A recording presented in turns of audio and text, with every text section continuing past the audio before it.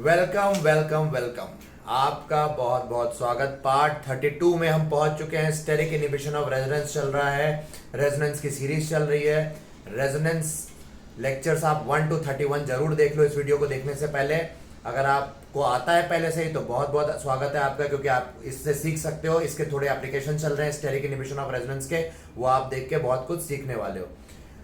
तो चलो आज बच्चों हम बात करते हैं एक last application of steric inhibition of resonance, जो अभी हम कंक्लूड करने जा रहे हैं, क्योंकि ऐसे तो बहुत बड़ा स्टेरिक इनहिबिशन ऑफ रेजोनेंस हर टॉपिक में आ जाएगा ये, बहुत से टॉपिक्स में, लेकिन हमें कहीं ना कहीं इसको रोकना है। तो आज हम इसको 9th एप्लीकेशन से रोक देंगे हमेशा हमेशा के लिए, ठीक है।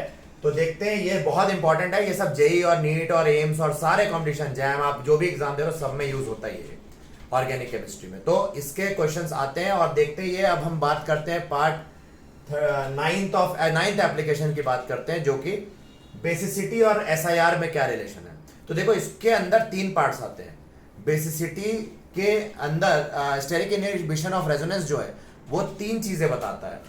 उसके कारण 3 फिनोमेना हो सकते हैं। एक को बोलते हैं ऑर्थो इफेक्ट, एक को बोलते हैं steric inhibition of protonation, SIP effect, steric inhibition of protonation, और ये क्या है, पैरा इफेक्ट। एक ही चीज का पार्ट है सब, ऐसा कोई एक्स्ट्राऑर्डिनरी चीज नहीं है, एक ही चीज का पार्ट है, लेकिन थोड़ा सा हाई फाई मतलब कर दिया गया है, तो ऐसी कोई बड़ी बात नहीं, ठीक है। तो चलो नाम से मत जाओ, आप देखो यहां होता क्या है। तो ये क्या कहता है, ऑर्थो इफेक्ट क्या कहता है, कि ये कहता है ऑर्थो इफेक्ट कि ऑर्थो सब्स्टिट्यूटेड, अगर हम बेसिसिटी की बात करें, ऑर्थो सब्स्टिट्यूटेड एनिलीन, ये जनरली एनिलीन सिस्टम में देखा गया है, is less basic than normal aniline. Aniline से कम बेसिक होता है। मतलब आपने देखा था बेंजोइक एसिड डेरिवेटिव में ऑर्थो अगर पोजीशन पे आ जाए, बेंजोइक एसिड के ऑर्थो पोजीशन पे अगर कोई ग्रुप आ जाए तो उसकी एसिडिटी बढ़ाता था, बट इसमें ऑर्थो पोजीशन पे अगर कोई ग्रुप आ जाए एनिलीन के तो उसकी बेसिसिटी कम कर देता है। इसकी वजह जानते हैं क्या है, देखते हैं। Let's take 2 examples.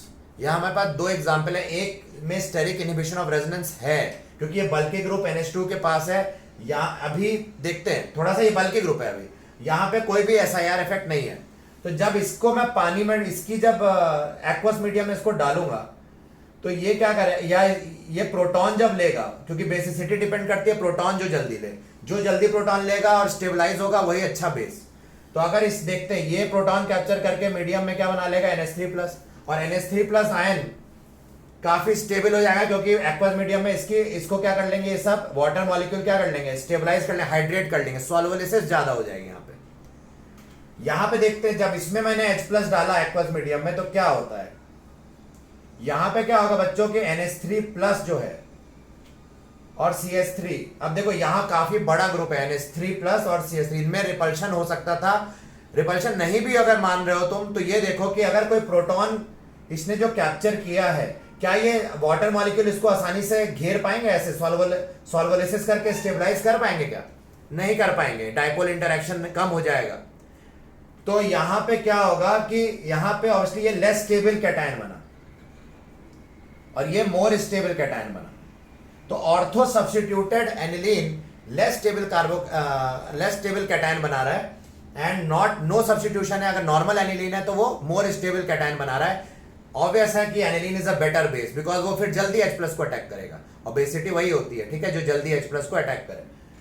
यहां यानी कि प्रोटोनेट जल्दी होगा, तो इस प्रोसेस को क्या बोलेंगे, प्रोटोनेशन। और यहां पे क्या होगा, ये प्रोटोनेट जल्दी नहीं होगा तो इसकी प्रोटोनेशन रुक जाएगी, कम हो जाएगी। हम बोलेंगे यहां पे स्टेरिक इनहिबिशन ऑफ प्रोटोनेशन आ गया है, SIP। यही है SIP। ऑर्थो इफेक्ट और SIP जुड़े हुए हैं एक तरीके से, कि प्रोटॉन लेने के चक्कर में लेने के बाद वो जो है स्टेरिक इनहिबिशन के कारण उसका प्रोटोनेशन या उसकी सॉल्वोलिसिस कम हो गई। ऐसे भी सोचो, ये पहली बात H+ को जल्दी ले भी नहीं पाएगा, क्योंकि ये ऑलरेडी हिंडर्ड है ज्यादा इसके मुकाबले। ये आसानी से H+ ले लेगा, ये H+ को जल्दी नहीं लेगा। तो ये जो है यहाँ पे प्रोटोनेशन इसकी हिंडर्ड हो गई है, इनहिबिट हो गई है, तो हम बोलेंगे स्टेरिक इनहिबिशन ऑफ प्रोटोनेशन। इस केस में SIP इफेक्ट लग रहा है, ऑब्वियसली ऑर्थो इफेक्ट के कारण ही हुआ है, क्योंकि यहाँ ऑर्थो है। तो ऑर्थो इफेक्ट के कारण SIP इफेक्ट आता ही आता है, ठीक है, यहाँ एक्वस मीडियम में। तो यहाँ पर, यहाँ SIP इफेक्ट नहीं है, तो which is more basic, obviously aniline is more basic, वही लिखा है मैंने, aniline is more basic than ortho substituted aniline. ये एनिलीन है और ये ऑर्थो सब्स्टिट्यूटेड एनिलीन है। यहाँ पे प्लस आई या माइनस आई या प्लस एम माइनस एम कुछ भी हो सकता है ना, ऐसा नहीं है कि, तो उससे भी ये देखा गया है। इसको एक्सप्लेनेशन, इसकी एक्सपेरिमेंटल एक्सप्लेनेशन दी गई है ऐसे। चलो हम आगे बढ़ते हैं। अब इनको ज़्यादा डिटेल में जाने की जरूरत नहीं है, तो आप पीएचडी कर जाओगे, ठीक है। पीएचडी हमें करना नहीं, हमें तो भाई कंपटीशन क्रैक करना है। तो ये आपका कॉन्सेप्ट हो गया, और इसी को हमने क्या बोल दिया, ऑर्थो इफेक्ट और एसआईपी जुड़े हुए हैं। पैरा इफेक्ट क्या है? अब बोलोगे अरे पैरा पैरा क्या है भाई, पैरा पैरा तो पैरा इफेक्ट कुछ नहीं, एनिलीन के अगर हमने पैरा पोजीशन पे कोई बल्की ग्रुप लगा दिया तो क्या होगा, देखते हैं। तो अगर बल्कि ग्रुप मान लो हमने कुछ बड़ा ओ क्या लगाया था हमने, पीछे CH3 लगाया था, CH3 लगा दिया, और यहां पे हमने ले लिया NH2, तो para substituted aniline will be a better base. ये बात तो है। तो ये बस उसी का उल्टा कह रहा है कि पैरा सब्स्टिट्यूटेड बहुत अच्छा बेस हो जाएगा। यही पैरा इफेक्ट है, क्योंकि ये H+ को कैप्चर करने में मदद करेगा, ये CH3 इसकी डेंसिटी बढ़ा देगा। ऐसे सोच सकते हो, बहुत चीजें, वो सब तो आप कर ही सकते हो। तो पैरा इफेक्ट उतना कॉमन नहीं है जितना ऑर्थो इफेक्ट है। ऑर्थो इफेक्ट ज्यादा इंपॉर्टेंट है बच्चों, ठीक है। तो ये आप समझ लेना, आपको मैंने बता दिया। अब हम बात करते हैं कुछ क्वेश्चंस की। तो जैसे मान लो अगर मैं आपसे बोलूं, जैसे मैंने एक क्वेश्चन तो लिया, बताओ आपको अभी अभी बताया किसकी बेसिसिटी ज्यादा, यहां बेसिसिटी पूछेंगे, तो ऑब्वियसली किसकी बेसिसिटी ज्यादा बच्चों, इसकी बेसिसिटी ज्यादा, मैंने बताया, बहुत ईजी है। अब हम बात करते हैं, मान लो क्वेश्चन लेते हैं, चलो एक बेसिसिटी का आपको ऑर्डर बताना है। बताओ यहां NH2 है, यहां पे लेट से NO2 आ गया, और हमने इन दोनों में कंपेयर करना है, और हमने चलो पैरा पे भी लगा दिया आपके लिए, आप खुश हो जाओ तो आपके लिए पैरा पे भी लगा दिया, मेटा पे भी लगा दें, चलो नहीं मेटा नहीं, ऑर्थो पे भी लगा दें, ऑर्थो पे भी लगा देते हैं। तो आप आंख बंद करके, ऐसे केस में आंख बंद करके, ये सबसे बेकार बेस हो जाएगा क्योंकि ऑर्थो इफेक्ट है यहाँ पे। तो ये तो पक्का हो गया। अब इन तीनों की बात करें, ये आपका नॉर्मल आप कर सकते हो, NO2 माइनस आई से क्या कर रहा है, इसको जब ये प्रोटॉन लेगा, जब ये कैप्चर करेगा, तो इसका कैटायन जो बनेगा यहाँ पे, इसको NO2 माइनस आई से अनस्टेबल कर देगा, इलेक्ट्रॉन डेंसिटी खींच देगा। लेकिन यहाँ पे तो माइनस आई और माइनस एम दोनों से ही इस बेचारे प्रोटॉन जब यहाँ आएगा तो उसकी इलेक्ट्रॉन डेंसिटी कम कर देगा। तो सबसे नॉर्मल तो ये रहेगा, ये बेटर है, बेस्ट है। बेसिसिटी इसकी ज्यादा, ये बेस उतना अच्छा नहीं क्योंकि H+ कैप्चर करके ये अनस्टेबल हो रहा है। ये और पुअर बेस क्योंकि H+ कैप्चर करके ये और अनस्टेबल हो रहा है, क्योंकि यहाँ माइनस एम और माइनस आई दोनों ही इलेक्ट्रॉन विड्रॉ करके इसकी डेफिशिएंसी बढ़ा रहे हैं।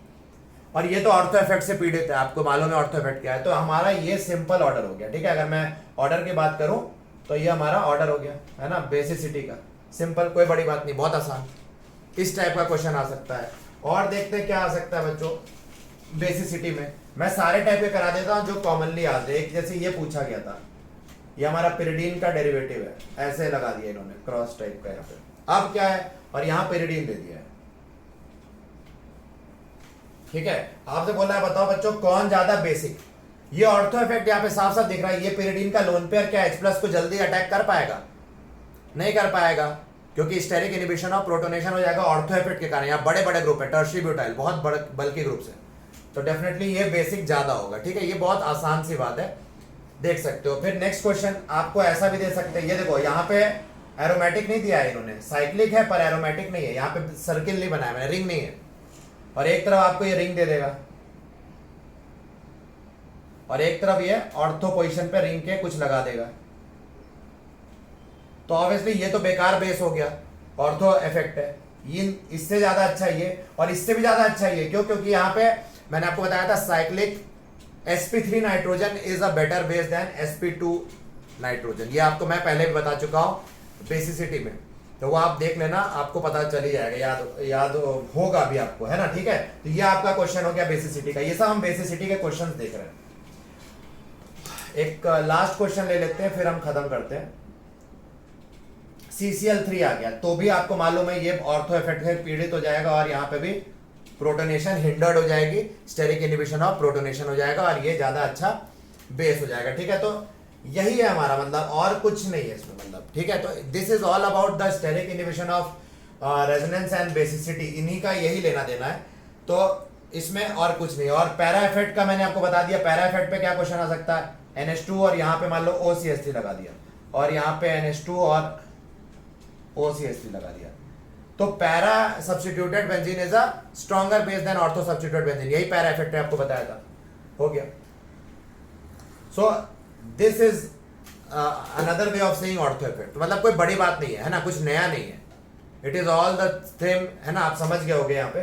तो चलो ये था हमारा आज का लेक्चर बेसिसिटी एंड SIR, और ये लास्ट पार्ट। बहुत बहुत कॉन्ग्रेचुलेशन, बहुत लंबी जर्नी रही है रेजोनेंस का पूरा सीरीज बनाने में, क्योंकि रेजोनेंस एक बहुत important, in fact one of the most important GOC का टॉपिक है, और इसको नहीं समझे तो आपके GOC के सवाल बन ही नहीं सकते, बहुत से GOC के सवाल नहीं बन पाएंगे। इसलिए मैंने इसको आराम से टाइम देके पार्ट बाय पार्ट बनाया, पार्ट 1 से लेकर पार्ट 32 तक बनाया, और हम मान सकते हैं कि अब जाके ऑफिशियली हमारा रेजोनेंस का जो पार्ट है वो खत्म हो चुका है, और आपके मन मुताबिक आपको जो भी पार्ट यूज में आता है आप उसको यूज करना। और इस वीडियो को जरूर लाइक सब्सक्राइब करो, चैनल को, वीडियो को लाइक करो, शेयर करो, सबका भला करो इस टाइम पे, है ना, सबको नीड है, और सब ऑर्गेनाइज्ड वे में आपको दिया जा रहा है, ठीक है। आप इसके नोट्स बनाओ, अच्छे से पढ़ाई करो। मिलते हैं अब नए पार्ट में, जो कि आने वाला hyper conjugation effect, H effect, है ना। तो हाइपर कॉन्जुगेशन या नो बॉन्ड रेजोनेंस या बेकर नैथन इफेक्ट आपने सुना होगा, ये सब कई नाम है, और भी नाम है, बताऊंगा आपको। सो मिलते हैं नेक्स्ट पार्ट में। Thank you so much for being there, आपने बहुत सपोर्ट किया है और एंजॉय कर रहे हो, मजा आ रही है आपके साथ, और मैं आपके लिए और अच्छे वीडियो लाऊंगा आपका अपने चैनल पे। मैं हूं Nishant Srivastava, thank you so much.